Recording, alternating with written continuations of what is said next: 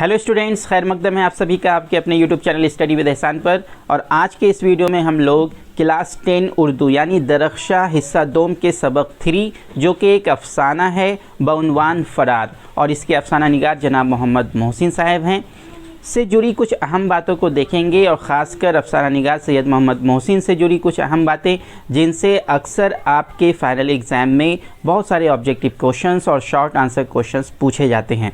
और ना सिर्फ मैट्रिक के इम्तिहान में बल्कि आगे भी बहुत सारे इम्तिहान जिसमें आप उर्दू के सवालात को फेस करेंगे, सैयद मोहम्मद मोहसिन साहब से बहुत सारे सवालात आपको देखने को मिलेंगे। तो चलिए शुरू करते हैं आज का ये वीडियो।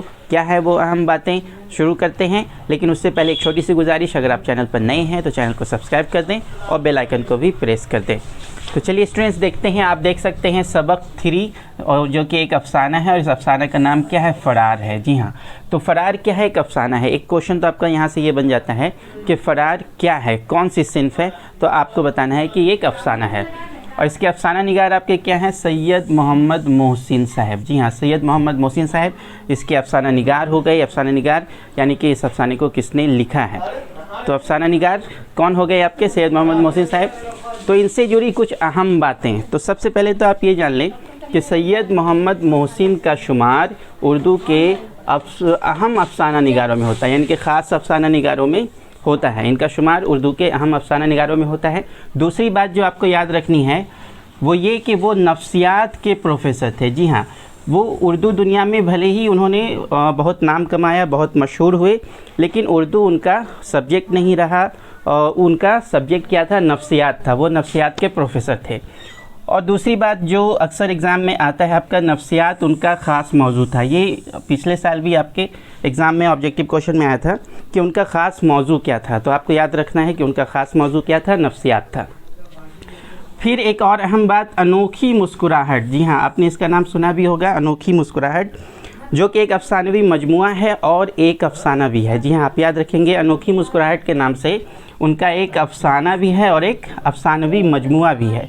तो क्या लिखा है? उनका एक अफसानवी मजमुआ और एक अफसाना भी है। मैंने यहाँ वाज़ेह कर दिया है, क्लियर कर दिया है, आप इसे याद रखेंगे।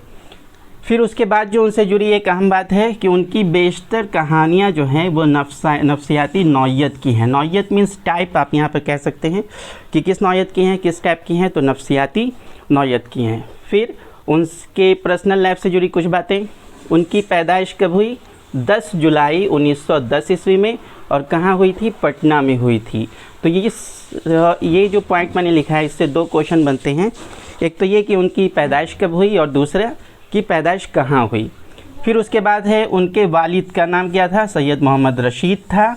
और फिर उन्होंने 1926 ईस्वी में मैट्रिक, 1928 ईस्वी में पटना कॉलेज से आईए, और फिर 1931 ईस्वी में नफ्सियात के साथ बीए ऑनर्स किया था।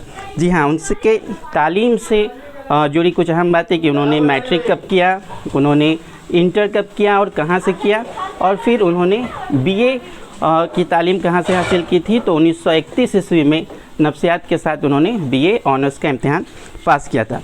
साथ ही साथ और उनकी ज़िंदगी से जुड़ी कुछ अहम बातें भी हम लोग इसी वीडियो में देख लेते हैं। अगर आपने इनको नोट नहीं किया है तो आप नोट कर सकते हैं, बहुत ही अहम बातें हैं। और